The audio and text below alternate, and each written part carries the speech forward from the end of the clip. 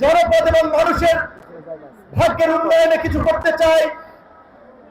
তাই আমাদের প্রথম কাজ হচ্ছে এই জনপদের মানুষের অবকাঠামোগত উন্নয়ন, বিশেষ করে চলাচলের ক্ষেত্রে রাস্তাঘাট, স্কুল কলেজ, অনেক জায়গায় শিক্ষক নাই, ভবন নাই, হসপিটালে সেবা দেওয়ার পরিবেশ নাই।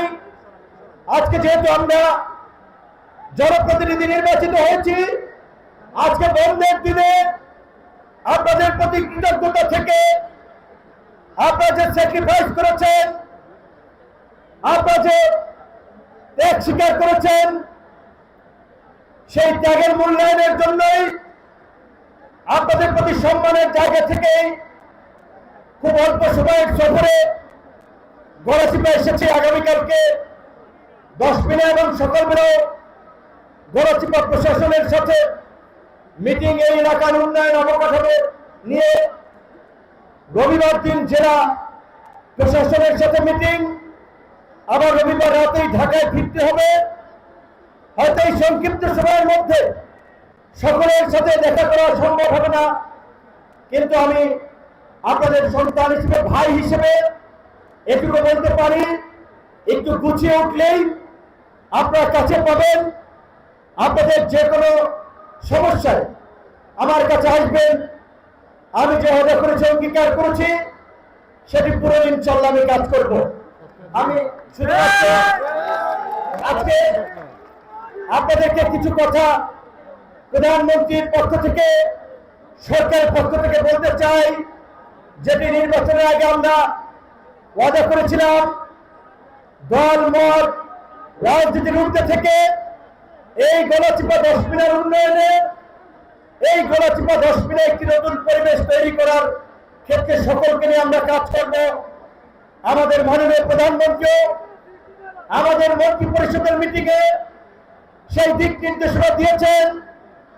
সরকারের যে সামাজিক সুরক্ষামূলক বিভিন্ন কার্যক্রম আছে, সেখানে যেন প্রকৃত অসহায় দরিদ্র মানুষ যেন সুবিধা পায়, সরকারি অফিস আদালতে যেন মানুষ ঘুষ এবং দুর্নীতি মুক্ত সেবা পায়, প্রশাসনকে জনগণের দোরগোড়ায় নিয়ে যাওয়া, জনগণের জন্য কাজ করার জন্য ডেডিকেটেড করা।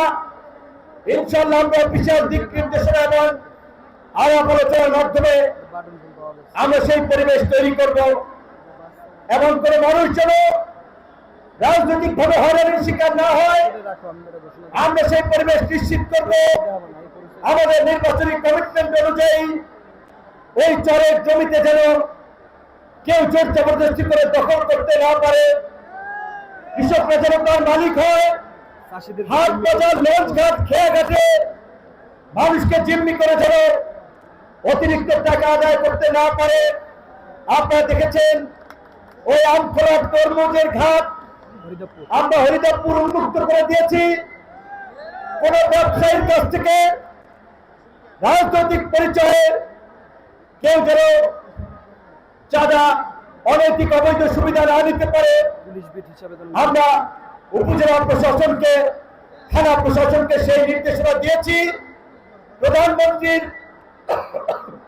অভিপ্রায় অনুযায়ী মাদক এবং জুয়ার বিরুদ্ধে প্রধানমন্ত্রী প্রশাসন এবং জনপ্রতিনিধিদেরকে কঠোর পদক্ষেপ নেওয়ার নির্দেশ দিয়েছেন।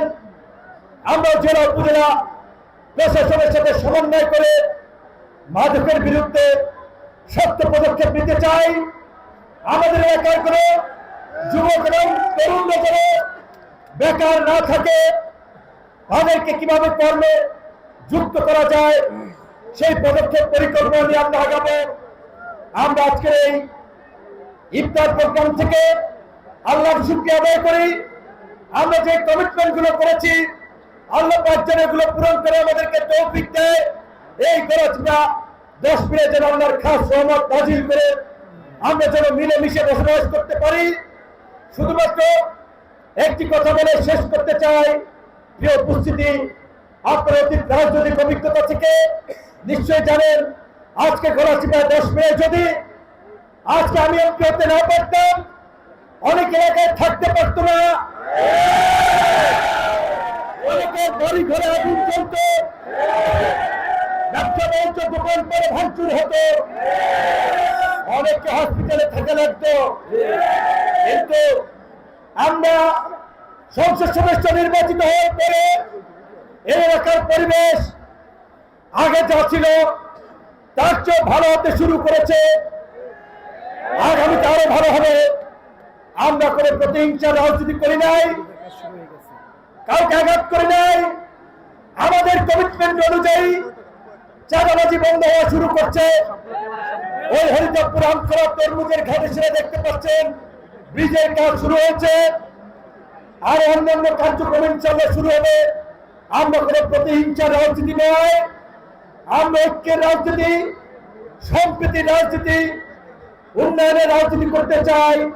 তাই সকলকে ঐক্যবদ্ধ থেকে একসাথে এলাকার উন্নয়নে কাজ করার আহ্বান জানিয়ে আজকে যে ইফতারের পূর্ব মুহূর্তে দোয়া কবুলের সময় আমার বক্তব্য শেষ করে ইফতারে সবাই মিলে দোয়া করবো, আল্লাহ যেন আমাদেরকে প্রত্যেককে বিপদ আপদ থেকে হেফাজত করে, প্রত্যেক রূপে রহমত নাজিল করে, প্রত্যেককে সুস্থ রাখে।